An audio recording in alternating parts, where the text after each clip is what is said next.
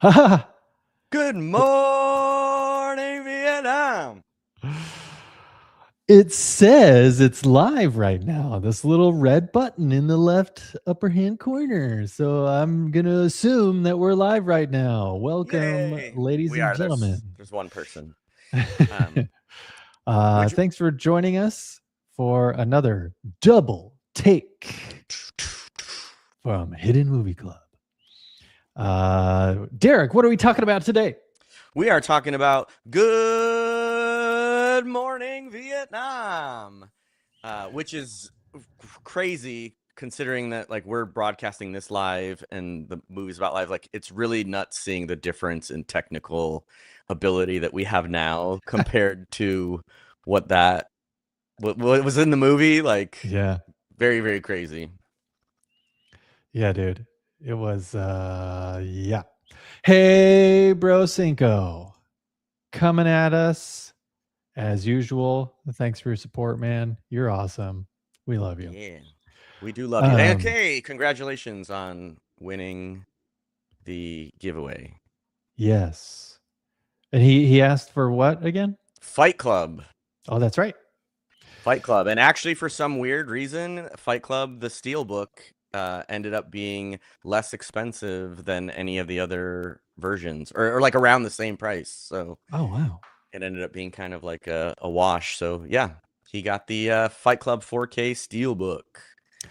And Yeah, it's a good release. Good release. if you want to be eligible for these physical media giveaways that Bro Cinco and others have received, be sure to join our $5 pledge tier on our Hidden Movie Club Substack, hiddenmovieclub.substack.com.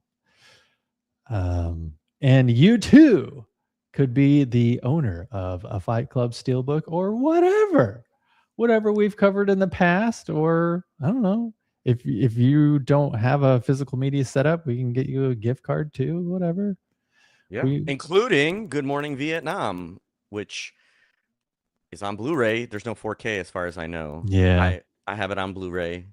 So I rented it. No, sorry. I bought it on Voodoo slash Fandango at home, mm. because I ended up buying it because this is so ridiculous. I hate this about digital media nowadays. It was Rent sesh. $4 to rent it or $5 to purchase it. So I was Why like, not? might as well. It's $1 more. So And lucky for you, it's actually a movie worth owning, in my opinion. yeah, I mean, let's get into it. What'd you think about it, Derek? I actually really loved it, and I realized once I got about a quarter maybe of the way into the movie that, unlike what I had said last time, I actually did not see Good Morning Vietnam. I've never Oh, seen this movie.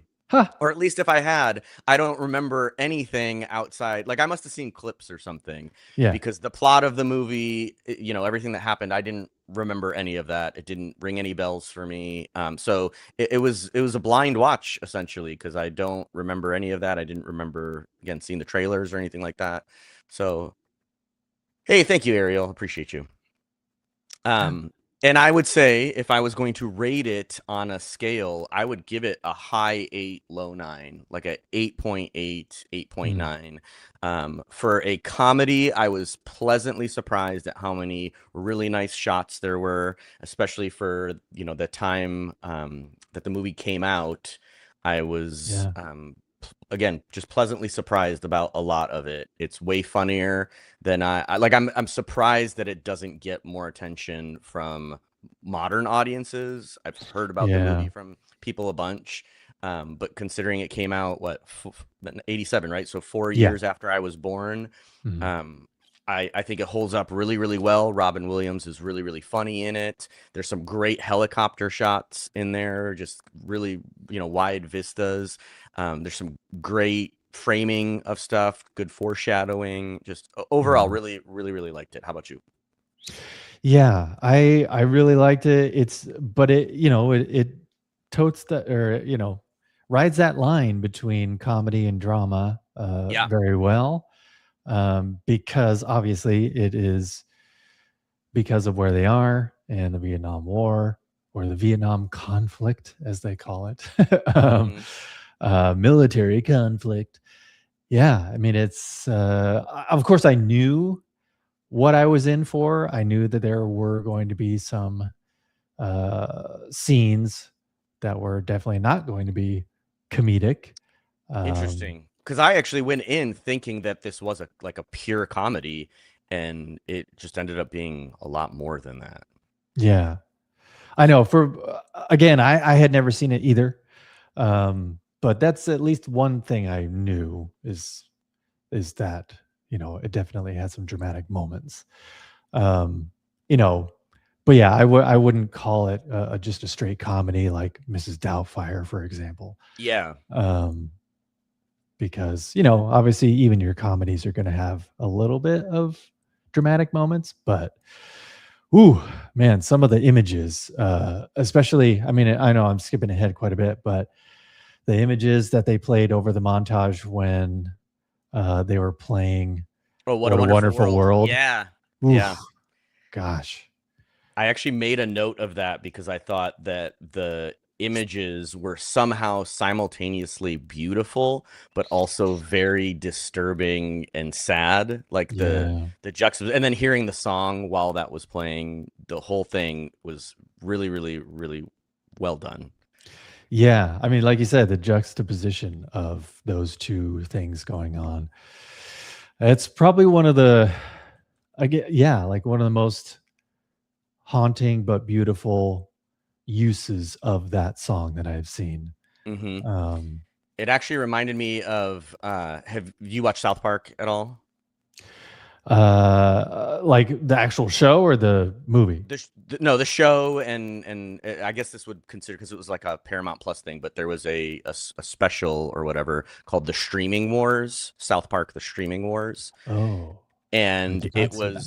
it kind of there's a scene at the very end of that special where the kind of the pun or the double take, no pun intended, the double take of that whole special was that they frame it around streaming like video, like Netflix and Hulu and all the different streaming services. But the underlying like subtext of it is about water usage and how we're taking away Um, water rights from people. And it ends on a very, very amazing pan through of South Park where you see like all these characters and all the houses in South Park and everything. And it's playing Bill Withers' Use Me oh, as it's going, but then all it's showing is people wasting water. Like there's a guy who's like washing his car, and then like a hot chick drives by or something, and he's just like stops, and the water's pouring, and there's like a sprinkler that's just pouring water onto the lawn, and the lawn is like all flooded and everything, and that. What a Wonderful World scene reminded me a mm, lot of that scene from South Park because of how well done. It's like it's kind of beating you over the head, but yet I still think that there might be people that don't quite get the analogy.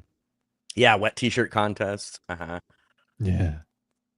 Duppy mentions that in the comments or in the chat. Really good, really really well done. Yeah. So what's your rating? What out of Oh 10, yeah. what would you give it? Yeah, I would give it, I mean, I'm pretty much on par with you, maybe like an 8.5 or 9.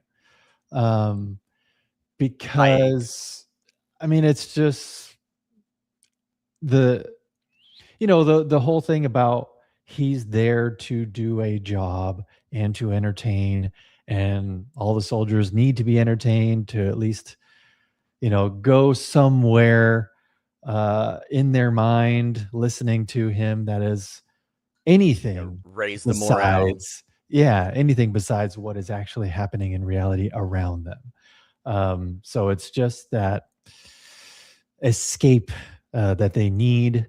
But honestly, like when when Forrest Whitaker's character was confronting him in the restaurant of why he did not want to go back on the air, Mm-hmm. and he's like, "You've got thousands of soldiers counting on you," It's and your like, responsibility. You have a Yes. responsibility.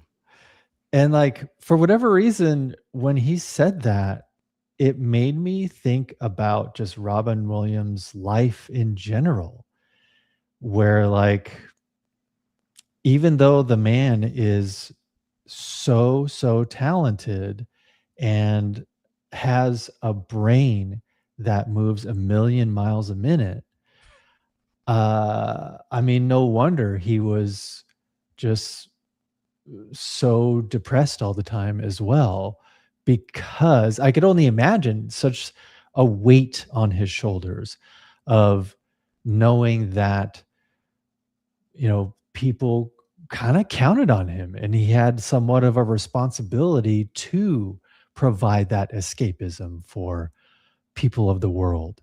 And, if because people expect him to be on all the time, Hmm. even if they come across him in public.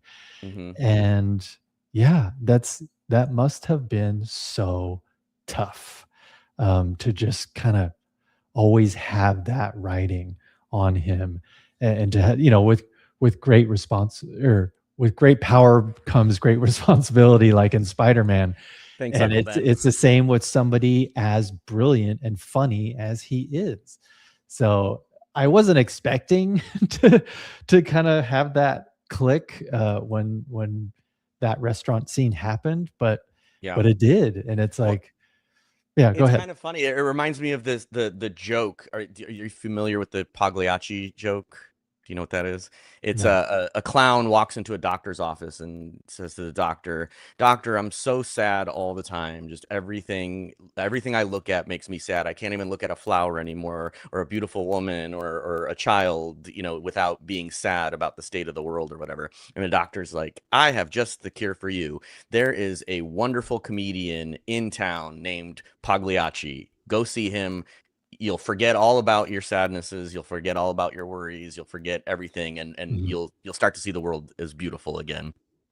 And the clown bursts into tears even more, and the doctor's like, "What's the matter?" And he's like, "Doctor, I am Pagliacci."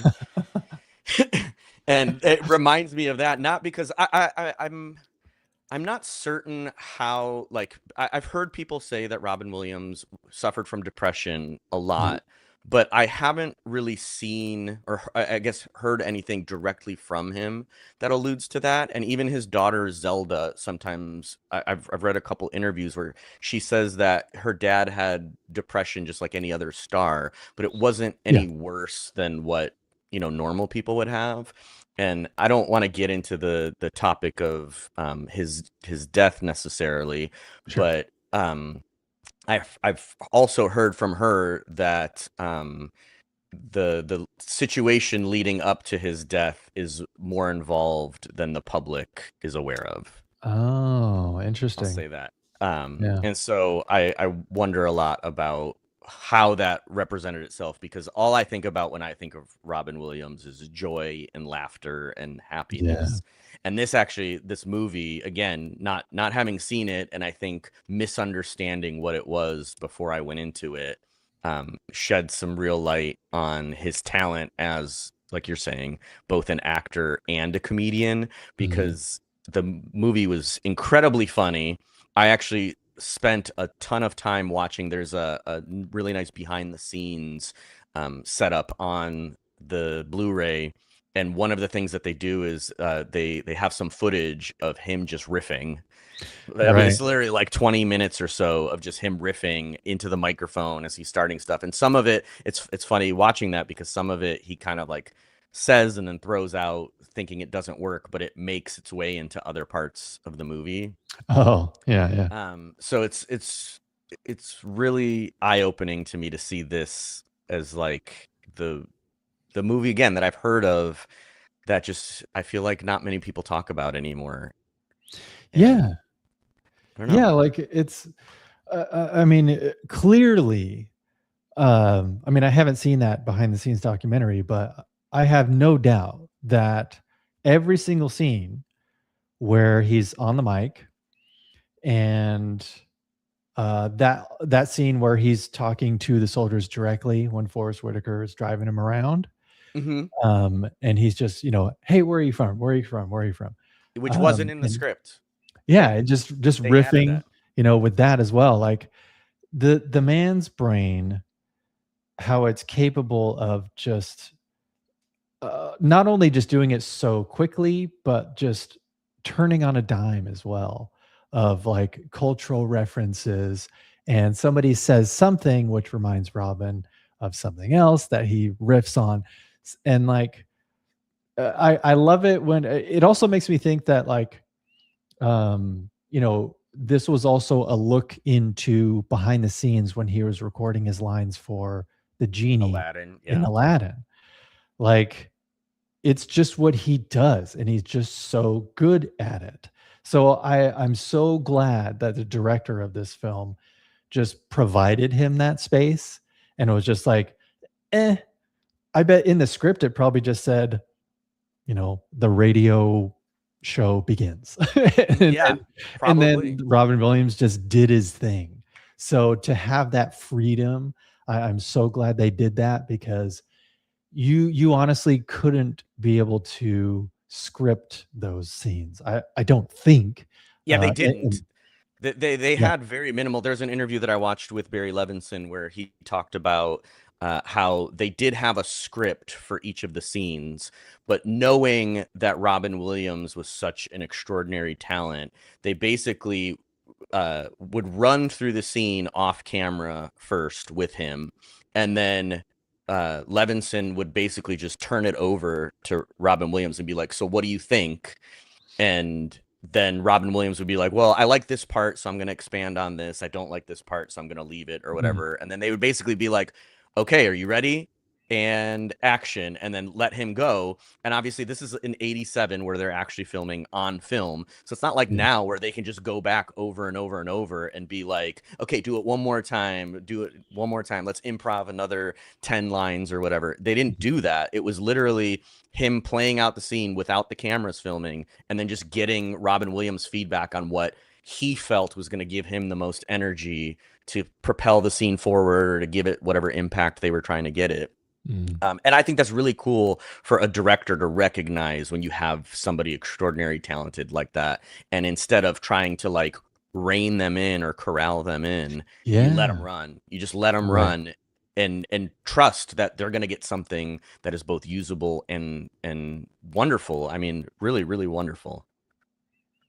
Yeah. Because of course, everything else, is scripted, and you've got Hmm. to plan the shots, and you've got, the rest of the plot to explain to the audience. But yeah, I'm grateful that we have those little nuggets too sprinkled throughout, where it's just him literally riffing. Yeah. Because it's just fascinating to watch. It's Hmm. fascinating to watch, and to see him do all of his impressions and everything. Yeah, I I guess we thought, should probably throw out some credit too, because Mitch Markowitz wrote the screenplay of the movie mm, based very, very loosely. I didn't even realize that this was based on a real person. So Adrian Cronauer was actually ah, a DJ in the military that was in Vietnam. The mhm, main beats of the story, which is that they found him in Crete in Greece, brought him over to Vietnam to try and cheer up the troops, and then he left the military through an honorable discharge. Those beats are accurate, but pretty much everything else in the movie is fictionalized, mhm, based on the things that happen in the movie didn't actually happen to the real right. person. But I think Mitch Markowitz actually deserves a lot of credit because, from what I've heard, the original script by the actual Adrian Cronauer was not really that funny and was more like matter of fact. And there's lines that Robin Williams didn't improvise that are in the script. One of Mm. my favorites being, "Excuse me, sir, seeing as how the VP is such a VIP, shouldn't we keep the PC on the QT? Because if it leaks to the VC, he could end up MIA and then we'd all be put on KP." Um, Right. I love that line for multiple reasons. One, it's pretty damn funny when you watch the scene beforehand, and also, Mhm. uh, I'm gonna forget it, so I'm gonna look it up. Kudos to Bruno Kirby. His straight man that thinks he's hilarious is fantastic. But the other reason I like that line is because it foreshadows something that happens to Adrian later on and kind Yeah. of like works through the plot. So there's a lot of that, and that to me is talented script writing, being able to call back to something that you wrote as a joke, but that is foreshadowing for something that happens later. Another example of it is the Charlie is listening on the phone. It's literally written on the side of the phone. Right. Charlie is listening as he's talking about giving them a 24-hour pass or 48-hour pass or whatever to drive him through that area. Like all those things kind of come together. They're like, just great use of Chekhov's gun, stuff that is Mhm. mentioned or shown in the movie that you think is just for a laugh that ends up being actually really a callback to the plot and kind of drives the plot forward if you're paying attention. Yeah, FUBAR. We'll leave out that acronym. Elon doesn't like when I swear, so. I don't mind. It's YouTube that minds. But I thought it was the who's the kids? What's the kid's name? Yeah. Tuan? Well, his Yeah, real name or the name he gave him, because he calls himself like Tuan, but then at the end of the film, yeah, spoiler, you're supposed to have watched this with us. He has like a Vietnamese name that they right. use or whatever. That's revealed as a VC. So, Yeah, but yeah, Tuan was great, especially hmm that final showdown scene where he's hmm crying and basically tell him like, "No, you're the enemy. Like yeah, you're you're the ones that invaded us, and we don't want you here." And like, yeah. Which history repeats he's got itself. a I mean, I point. guess we didn't learn anything from the actual events of Vietnam, nor did we learn about what is being taught in this film. Um, you know, as a kind of a recap of where we fucked up on Vietnam. Hmm. I love it when you swear, Duppy. I also thought it was kind of interesting just the parallels that we're seeing now from Vietnam with the Iran war and the kind of censorship that's happening both inside the government and outside of, Hmm. some of the situations. I really, as I was watching the movie, I don't remember what conversation that they were having, but Adrian is basically like yelling back at the military officers or whatever, and all I could think about is if you're more outraged that someone is saying what's truly happening. It was right after the bombing of the restaurant, I think, or the bar, Mm. Jimmy's bar. If you're more angry at the fact that somebody is telling people the truth than you are that of what that truth was that they were speaking to, then you're going to be on the wrong side of history. And I think that was true in Vietnam. I think that's going to be true now of what's happening in Iran. I think it's just true in a lot of cases where people kind of are more mad at the journalists and the people telling those stories. So Yeah. a little too prescient for me, kind of like Idiocracy. Yeah. I mean, yeah, we literally haven't learned our lesson. And it's so sad. Yeah. And I love that Um, movies like this kind of coat that in like a layer of very saccharine comedy. It's really funny. Like yeah. I'm looking at my notes, another line, "You're not funny, sir. Ask around." when he's when Yeah. when Hawk is taking over the mic for the day or whatever, and Right. they're like, "You're not actually going to keep going, are you?" Yeah. Like that's so funny, but it's very, it exemplifies kind of the situation that we're in right now of the things that certain people are doing, to kind of try to hide from people, or like, it's kind of like what you talked about at the beginning. It's trying to distract people from the realities of the situation, Mhm. whereas Adrian's character, at least in the film, because from what I read, the real Adrian is politically a little bit different than what the movie portrayed him as, and there was some Ah. controversy around that. Mm. But shining a light on the subject through comedy as opposed to trying to distract people from the truth via comedy. Yes. Yeah. Um, I mean, yeah, it's I do I really liked how it was. You had your comedic beats, but then yeah, there were some other very beautiful shots. Because I mean, again, hand it to the director Hmm. because it's kind of hard to ride that line and to have this kind of overall tone where you can have these extremely funny moments, but then also tie it into the evil stuff that's going on all around Hmm. them. Um, I don't know if you ever saw Zone of Interest. I have Um, not. that was such the tone of that movie was so unsettling. Because honestly, it's about concentration camps. Makes So sense in my that's watch list. that's unsettling already, but it's about it's you would think it's really boring because it is just portraying the everyday lives of these German people who are just outside of a concentration camp. Ooh. So it's just, hey, we got a new sailboat. Hey, let's do this. Or like talking, there's this one scene that is just bonkers because I mean, nothing really dramatic is happening, but it's just the context of it because it's literally these like scientists and these German leaders and soldiers that are going over on like the most efficient way to kill these Jews. And they're literally talking about it as if it's It's just just matter like of a fact. business meeting, Yeah. you know? Like they're And coming like, up with a well, marketing campaign or something. yeah, like well, if we have these cells here like this, and then if they go in this order, hmm, Gross. what's the most efficient way we can do this? I mean, it's just nothing is happening, but everything is happening. Yeah. And there are shots outside where they're just in the garden, but you can hear like Hmm. gunshots of because Hmm. they're right next to the concentration.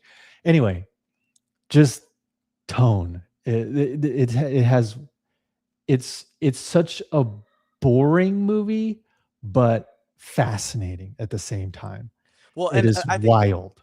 that's why I give Good Morning Vietnam so much credit. Like you said, there are these beautiful. The whole thing is like feels so contradictory. You have these Yeah. really beautiful shots. Like there's it's such a silly scene, but the first time that they're on the bikes and Forrest Whitaker has the bike without the tires, he's just riding on the rims or whatever. And Mhm. there's this really nice shot where they're tracking them, they're following them as they Yeah. go. And for a second, I was like, oh, dang, that shot was almost perfect because as they're following them, like Robin Williams and Forrest Whitaker's bikes are kind of like leaving the frame, and I was like, Mhm. as I was watching it, I was like, oh man, that they almost had it like perfectly centered the whole time. Oh well, like still a nice shot or whatever. And then right Mhm. at the end, as they leave frame, the focus pulls, it zooms out just a little bit, and you see the woman in the kind of taxi cart pulling away. And I was like, it kind of blew my mind because it's like it's such a beautiful shot, but it's showing you the differences between both sides of that river or stream or whatever the road that's Yeah. that's in between them. And then there's other shots that are like that, like the one that you mentioned where he's running after I forgot his name again, Tuan. Tuan. He's running after Tuan, and it's just on their boots, and it jumps back and Yeah. forth, or their feet, I should say, Yeah. and the difference between the boots on the one and the boots on the other, and then it's cutting back and forth between them running, and then he gets to the inevitable kind of conclusion of the chase, Mhm. and it's such a beautiful shot of like this is the difference. He just ran from this American base that for as crappy as it is has all these luxuries for them. The bar is kind of like it's in Vietnam, but they keep calling out how it's like a GI bar, and then Yeah. they show him and he ends up in this place that's like dilapidated. All the little houses and huts Little and shelters huts. and Yeah. stuff are built out of nothing, and it's like damn, it's just so well presented because again, it's like another one of those things that the comedy is highlighting something really horrific. The beauty is highlighting something really incredibly sad, but they Yeah. use it so many times over and over and over again throughout the movie that it's just like the packaging is so crazy. It really is thought provoking, and I think it's beautiful in the way that it's thought provoking and funny at the same time. If I remember correctly, Tuan's character is running away in sandals, even. Yeah. Mm-hmm. Mm-hmm. So Yeah. even more of a juxtaposition. And it's funny because they really do look like they're running really, really fast. One of my pet Yeah, peeves in movies is when you can tell that they filmed it and they kind of like I speed know. up They're the like, footage a little bit or do they're whatever. really Yeah. selling it. Yeah, yeah, yeah. And this one just felt like two guys like genuinely chasing each other. And then even Robin Williams, Adrian has this little monologue or whatever where he's like, "Oh my God, I can't believe it. Like my best friend turns out to be a VC. This is not gonna look good on my resume." Or Right. whatever. It's like even that, the core of that is so sad that the one Yeah. person he made it and you know it's funny to me that the connection that they made ended up being so personal and so close when it was predicated on the fact that he was just trying to go after the dude's sister, you know. But Mhm. what he's saying is really true is he kind of stuck his neck out for him. He got into a fight just so he could come into this bar, and he's defending him and saying like they're not all the same, they're not all VCs, and then it turns out that his friend actually is a VC. It's like Yeah. it's Tough. crazy. Yeah. There's also another shot when they're escorting Adrian out and they bring him into a Jeep, and it's like the Allstate guy or something. I recognize the actor. I don't remember exactly what he's from, but Mhm. he's like a fairly well-known actor, I think now. And it was so nice or crazy or whatever to see the scene. They walk him out into the car, and you can see that officers or MP's reflection in the in the windshield, and you Oh, could yeah. see like the disappointment on his face that he's like, I don't want to do this, but we have to do it because we've been ordered to do it. Yeah. And then they like escort him into the car. It's stuff like that that just really stood out to me as being, you know, we talk about movies as art quite a bit, and Mhm. the art of this movie holds up just as well as the story and all the other stuff. And my criticisms of it are very, very minimal. And honestly, I think most of them are probably just kind of forced into the movie because of the fact that it was on film and they had to deal with what they Yeah. were, you know, what they whatever they got, they got. It's not like they could film this over and over and over again and get a bunch of this stuff. Mhm. So just really, really well done. There's a lot of really nice stuff in this movie. I do also appreciate that right before the final scene where he gets in the plane and takes off, that they took the time to show that baseball game with his English Yes. students. I thought Yes. that was great. Yes. I Yes. appreciated that, just to kind of be like, yeah, they're not all bad. They're not all VC. He's made some friends.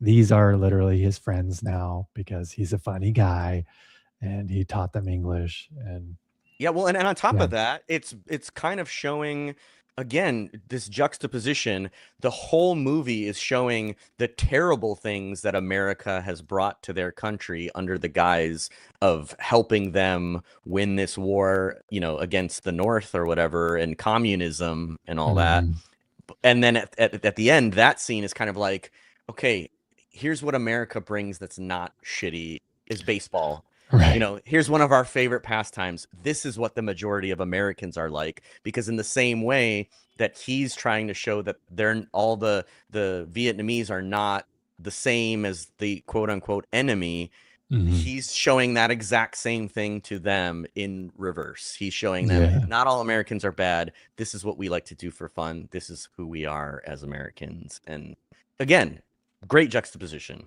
yeah, Great yeah. theming. Great theming. Not all American soldiers are there just to have another notch in their belt with some Mhm. Vietnamese woman, you know. Mhm. Oy. Yeah. And there's again there's like a ton of those things that I think really play into that you mentioned it before, the juxtaposition of what a wonderful world and the just horrors that you're watching as you're doing that. um it's really, really exemplary filmmaking, I think. Yeah. I didn't realize it was 1987 when it came out because we've been doing a lot of 87 films lately. Yeah, Inner yeah. Space, Batteries Not Included, we're both Mm-hmm. 87. So, But that's good year for movies, I think overall. I mean, mhm. the more I look at movies that were made in '87, I kind of do, there's a bunch of really, really nice ones in there. No, I brought it up because 1987 for cinema sucked. Just kidding. Um, yeah, when did Indiana Jones and the Last Crusade come out? That wasn't 87. Was that Don't know. 88, 89? Let's look That it was up. late 80s, I believe. Drum roll. 1989 was Last Crusade. Temple of Ah, Doom was yes. 84.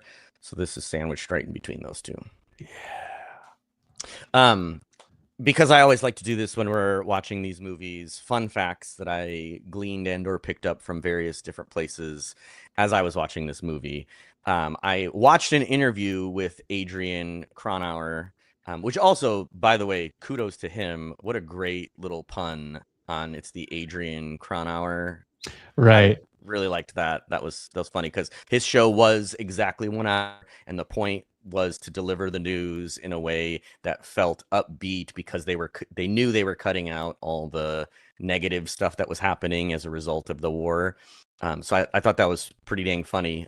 But this interview with him, he mentions that the reason that the whole "Good Morning Vietnam," the whole reason that that started is because most of the time when he was doing the show, he was hungover and was late showing up to the studio, so that when he was getting on the microphone, he was literally pulling records and putting them on the thing, and that was a stall tactic that he would use. So he Oh, would no just way. go good, and apparently his was way way longer than Robin Williams, but he was Yeah. literally just stalling for time as he was getting the records out, queuing up the tapes, and getting everything set up because he showed up literally a minute before he was set to go on the air. And as he was doing that stuff, they were already kind of like introing his show.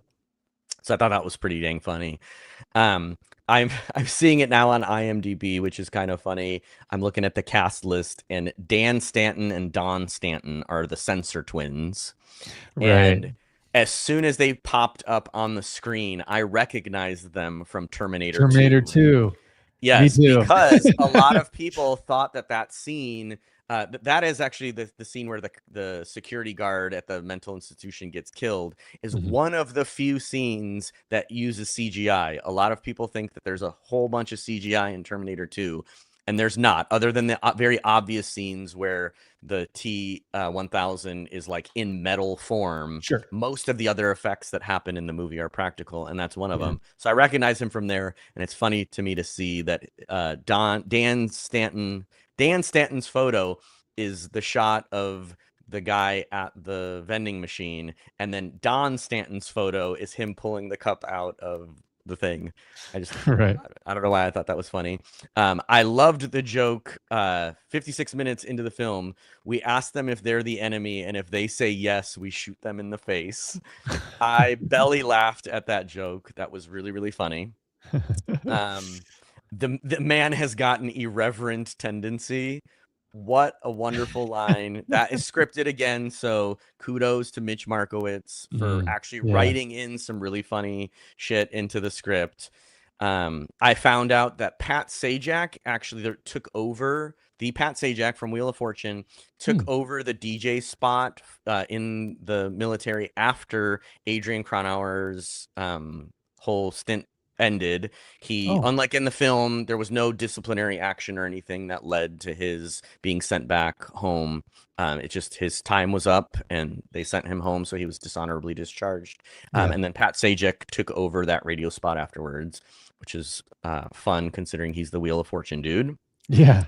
I also liked the quote. We'll be going there in reference to Nixon, and I think Johnson. Will be going through the transcripts of his speeches, looking for facts. That really reminded me of nowadays with all the fact Uh-huh. checking and everything that's happening, and how there's just a lie a minute nowadays. So that Yeah. was pretty funny. Um, the quote, they're all on the phone getting the complaints and the like feedback from after Adrian's show was canceled, and one of them is, "Excuse me, you want what stick surgically removed?" Thought that was a great line. In my heart, I know I'm funny, from Hawk. Yeah. From Hawk. Again, a great line, because literally everybody is telling him that he is not funny. He doesn't know what comedy is. So good. And And delivering it with just a stone face too. yeah, yeah. My heart, I know I'm funny. It's like, Really good line.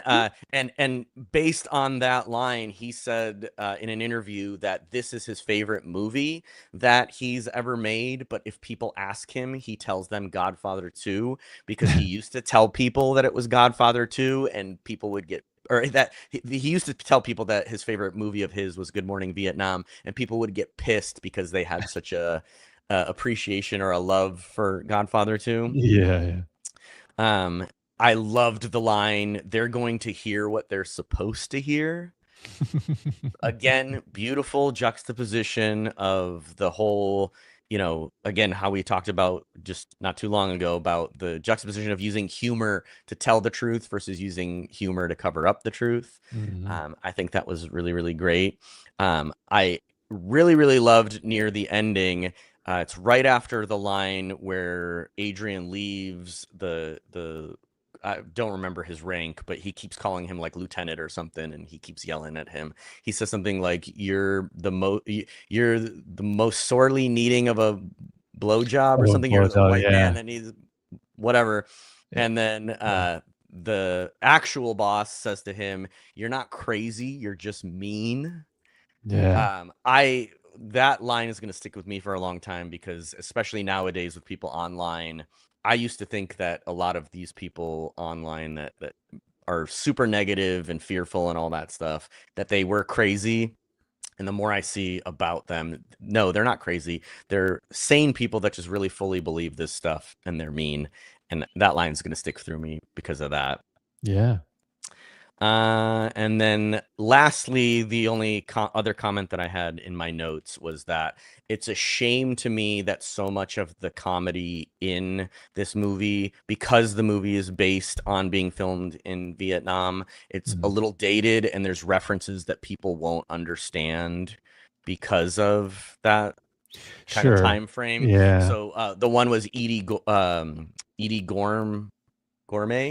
Edie Gourmet, yeah, that's Yeah. what it is. Edie Gourmet, um, because she was, on the Tonight Show, and is was famous for the song "Blame It on the Bossa Nova."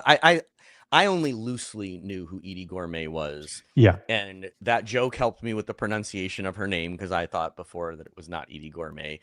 So again, knew a little bit about her, but not enough to like really get the joke, other than it was just, the name sounded the same. Mhm. So the fact that the joke was not funny, but taught me the name, I thought that was funny to me. It made a joke that wasn't supposed to be funny to me. Yeah. I know. Speaking of those twins that I instantly recognized from Terminator 2, I also loved seeing Robert Wool as Marty Hmm. Lee Drywitz, the other DJ. Hmm. Because to me, I know him most notably from the first Batman movie as Batman. the reporter. Yep. Knox. So, yep, yeah. So I got a kick out of seeing him, and I didn't realize Forrest Whitaker was in this either. I didn't either. I didn't realize. Yeah. Again, I must have been thinking about a completely different movie. I think I was thinking about Stripes with Bill Murray. Ah, But I don't know. Now I feel like I have to watch that and see if I actually have seen that movie. But I'm glad you brought up the other DJs. That was the other thing that I really, really enjoyed. All the other DJs are fantastic in the way that they play their characters, and yeah, I especially appreciated Leviton. Is that his name? Yeah, Leviton. Dan, yeah, Dan the Man Leviton. right. Levitan. Dan the Man Levitan. Because his style, all of their styles really, but his especially, because he starts the movie off with the very monotone, like this is the news, this is what's happening, this is Right. whatever. And at one point, his broadcast starts and he's like laughing or whatever, which he's never done throughout any of the movie until that point. And so I really liked how Adrian kind of like rubbed off on all of them. And then you get Yeah. the scene where they're all together and you kind of see the impact that he has had on them. And Yeah. just really cool character development. Yeah. I like that too. The other DJ reminded me of Parks and Rec's radio host. Thoughts for your His name. thoughts? I haven't seen Parks and Rec in a while, but I don't remember thoughts for your thoughts. Yeah, me neither. I should Cinco, have done yes, what I do everyone else pause. did What? and watched it during COVID, but I didn't.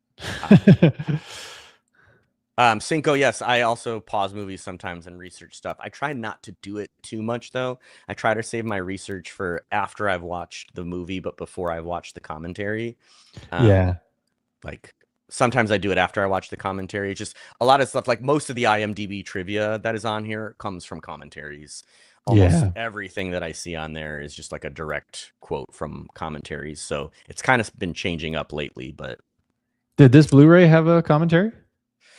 I didn't watch the commentary, but there's some behind the scenes footage of that. So I honestly don't know. I didn't get a chance to check out the commentary. Yeah. I just immediately went to the Robin Williams ad-libbing or the like improv. It's literally they just set up like two cameras and we're like, okay, go. And then he's going. So I was like, I can't miss that. Well, yeah, of course. How long have you had? Did you just get it, or have you had this on Blu-ray for a while? I just got it. I actually ordered it. It's like the 25th anniversary edition. I ordered it from eBay. It was like Yeah. $13 or something. So Yeah. Yeah. Nice. wasn't too bad. I really wish that they had like a steel book or a 4K version or whatever. Because I would love to see more of that behind the scenes stuff. Yeah. And for those listening and watching, today is June 23rd, which is the start of Prime Day. But if you don't like getting stuff from Amazon, like Derek, because Prime Day is so successful, you can guarantee that every other retailer is also having sales right now to compete. So if you're wanting to get some physical media, definitely check out, Walmart, even Best Buy, because I know they don't sell it in their store anymore, but they still sell third party through their website. So I'm sure Best Buy is probably going to have some deals today. Barnes and Noble, et cetera, et cetera. Yeah, because nobody likes to compete with Amazon, but they have to. So, yeah, it's just sign of the times. Yeah, it's happened a few times where I'll like order, especially eBay. It happens to me all the time, and I wonder if that's the case. Cinco, I don't know if your package got delivered. I mean, I know you got the movie, but I don't know how it got delivered because the tracking number that I get is just U.S. Postal Service. Yeah. And so I always wonder because sometimes I've ordered stuff off of eBay or from some of these like smaller movie websites, and it inevitably gets an order delivered in an Amazon package. Yeah. So it's I don't blame people. Sometimes you can't get away from it, but I try whenever possible. Not there you go. Cinco just said it. It was delivered through Amazon. Son of a bitch. Although typically, if we do ever order anything from Amazon, it's delivered via UPS. So, but obviously, apparently, they also have a contract with USPS. So, yeah, sometimes I'll actually get like the Amazon trucks. You can tell by the tracking number. I didn't. So, you bastard, Cinco. eBay tricked ya. Yeah. Anyway, back to the Blu-ray though. I do recommend the Blu-ray. I don't think it does have a commentary. I feel like I would have saw the commentary and watched it if it had one. Yeah. I mean, I don't want to run downstairs and get it right now, but well, let's see. Good Morning Vietnam. 25th anniversary Blu-ray. Yeah, especially for like the $13 or whatever. I think it's worth it. Going back to your shelf worthy thing, I think it doesn't have a lot of special interviews. Yeah, I mean it's just a couple interviews and then the improv stuff, but it's still, Mm. you know, for $13, and it looks like you could probably get it on Amazon even cheaper than that because Blu-ray.com is showing me Amazon has it for like $9 or something. Oh my gosh. 9.93. Terrible, terrible, How do they do it? terrible. Yeah. Honestly, that's pretty much all I got. I enjoyed it. I really Yeah, enjoyed watching this movie. Um, yeah, shelf worthy. Maybe so. I think for $10, it's hard to pass up. Yeah. And like I said, I think I paid like $15. I think it was like $13 that I paid on eBay. Yeah. So I thought that was worth it. And I'm a very I wait until stuff is on sale or whatever. Like, I got my wait list for Criterion stuff. I'm just waiting for that 50% off sale or whatever. Yeah, dude. I wait for stuff to go. I have stuff on my IMDb wish list and I wait for it to go on sale. But this one, it was like, I knew we were watching it. It was $15. Can't pass that up. Yeah. Oh, Bro Cinco says the part that was cool was they said the baseball scene was real. The Vietnamese actor was really confused and they let Robin Williams just improvise. That makes sense. I mean, it kind of has that feel. Yeah. Where Especially when they're he just offers to like, pay him. He's like, I'll give yeah. you cash to just go. And he's like, no. Yeah, it had that vibe where they're like, what do we do? What's going on here? But in a very fun, playful way. So again, that was a nice little cherry on top to some of the more dramatic and kind of horrific imagery that we saw not long before that scene. So Yeah. good way to kind of wrap things up. This whole thing is just making me think kind of in my head that the recurring thought that I keep having is I don't feel like there is a modern day actor that kind of lives up or fills the gap that Robin Williams left with his passing. Like, I don't know that there's a comedian now or an actor or comedian slash actor or whatever that I Yeah. can really put in that same ballpark as Robin Williams. That can do both, comedy Yeah. and drama and But even just that has that like frenetic comedy where, like there's a ton of witty comedians. Like I love John Marco Scorsese or Ceresi, sorry. Or uh oh my God, Jeff Arcuri. They're very like quick-witted comedians that do a lot of crowd work because they can yeah. think quickly on their feet and stuff like that. And that's really a character trait of Robin Williams. But even watching them, Robin Williams is like so much quicker. I don't know if it's the cocaine or what, but just the Yeah. the rapid fire nature of his comedy is really, really impressive to me, to the point where, the scene that you mentioned where he meets the soldiers face to face. That wasn't in the script. They apparently didn't add that until principal photography had started. And they Mm. were like, something's missing. Like, he's always on the radio and all these soldiers know him from the radio. Like, why would they help him escape, or why would they let him, play this baseball game when they were ordered to escort him away and all this? Mhm. And so they were like, we need a scene where he like meets them face to face. And again, that was all just improv. It's all just Robin Williams being Robin Williams. And I don't even Yeah. think they spoke English. I think I read somewhere that all the people in that scene, the extras, like two of them spoke English, and they're the ones that have like lines. And then No some way. of the, yes, even some of the cutaways they had to get from extras that were in like different places from where that scene was filmed, because most Oh, people wow. didn't speak English that well, and they all were still laughing. So, I mean, even that is a testament to his talent. Yeah, no kidding. You can just tell that I don't know what you're saying, but I know you're funny. It's really Yeah. cool. I'm looking, going through the IMDb trivia now to see if there's anything notable.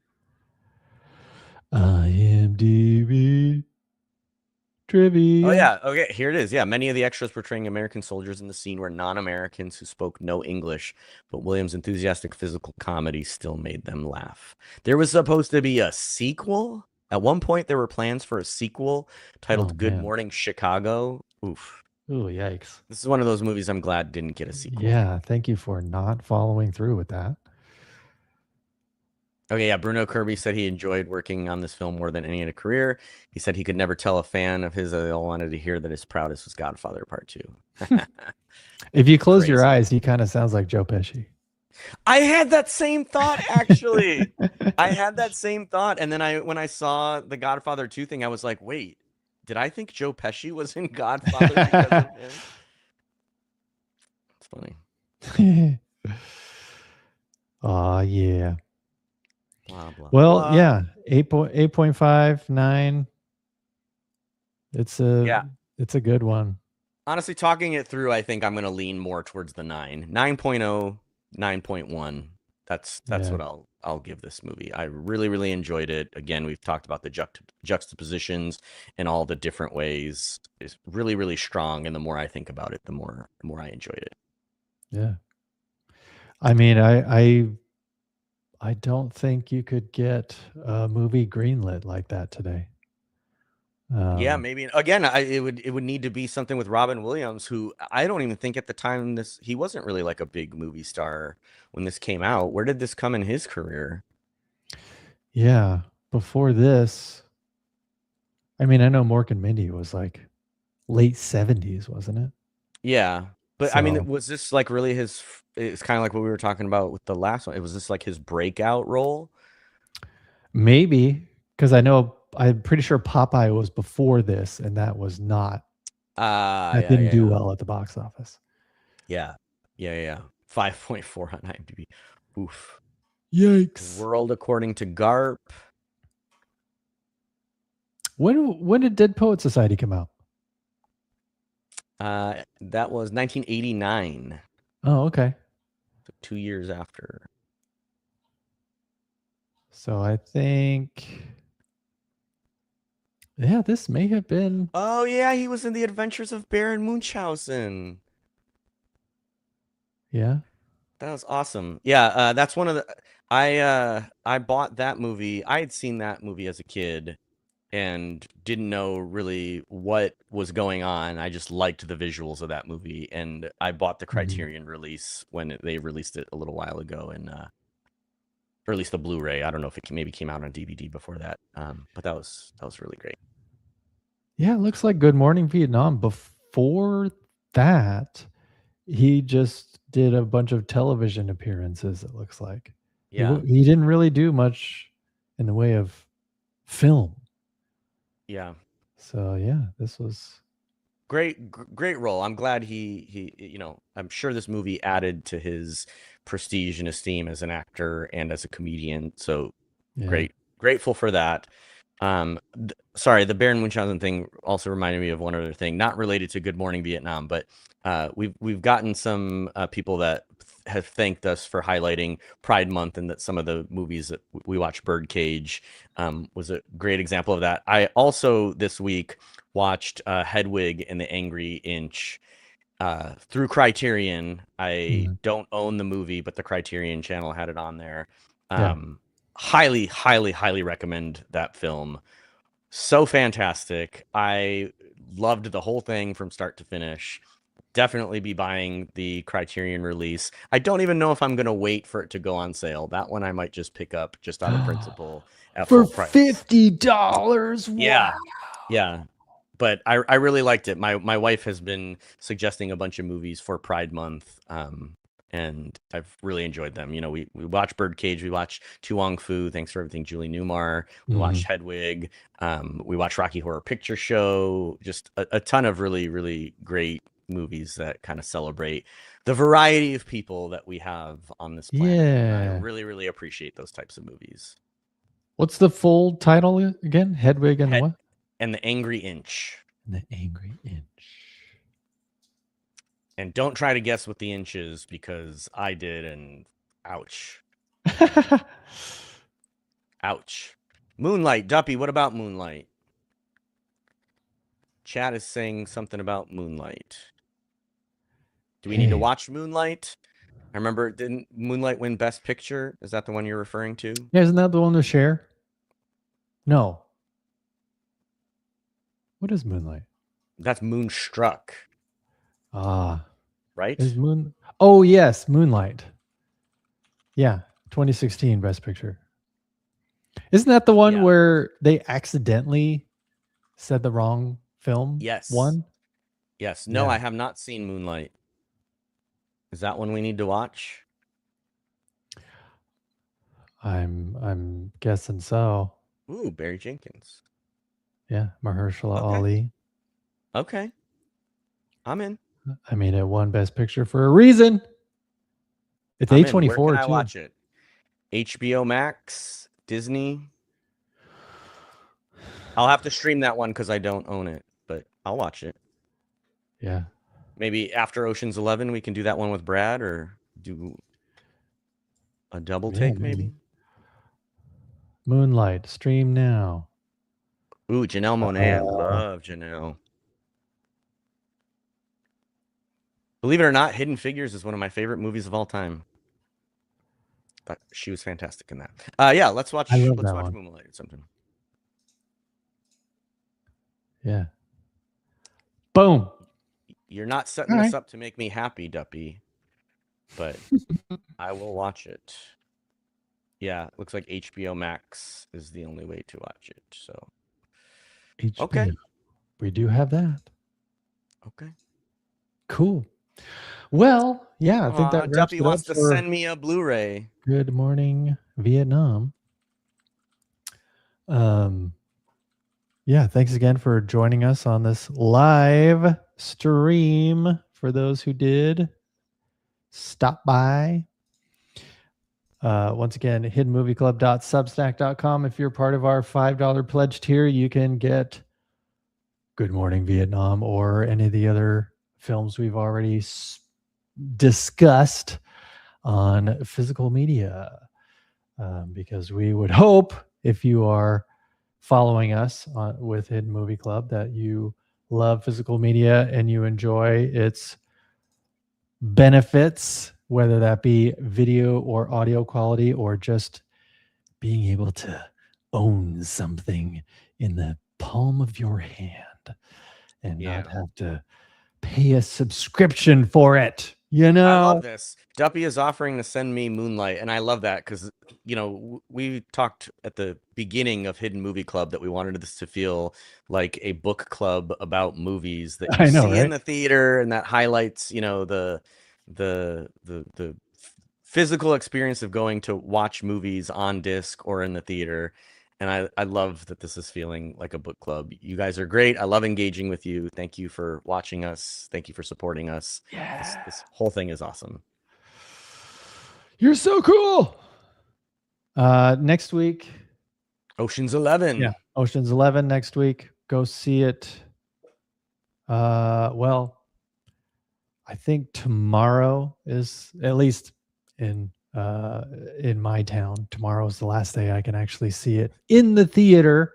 Same, and I have to go a little out of the way to see it, but I think I am going to do it. I do own them. I do own the box set of the 3 Oceans movies.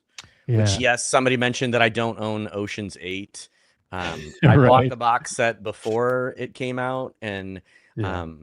I'll be honest with you, other than the first one, I haven't really watched the others more than once, I think. Yeah. The first one is, I think, my favorite of all of them, so. I do own the first one on good old DVD. So Nice. if I can't get to the theater tomorrow, I'll just pop in that old DVD. Yeah, so then we still have to decide, do you want to do Moonlight for a double take? It's not really related to, we normally try to do double takes as movies that are related to the main movie that we're watching, either via cast or crew. But I don't know, do we have a movie for after Ocean's 11? I wonder if Brad would want to watch Moonlight as well. If he's Oh seen yeah, it before we or could not. ask him. Yeah. Okay. Yeah, Yeah. let's do that first before we commit to it, because then Yeah. we can do a movie with one of these other wonderful actors and or actresses.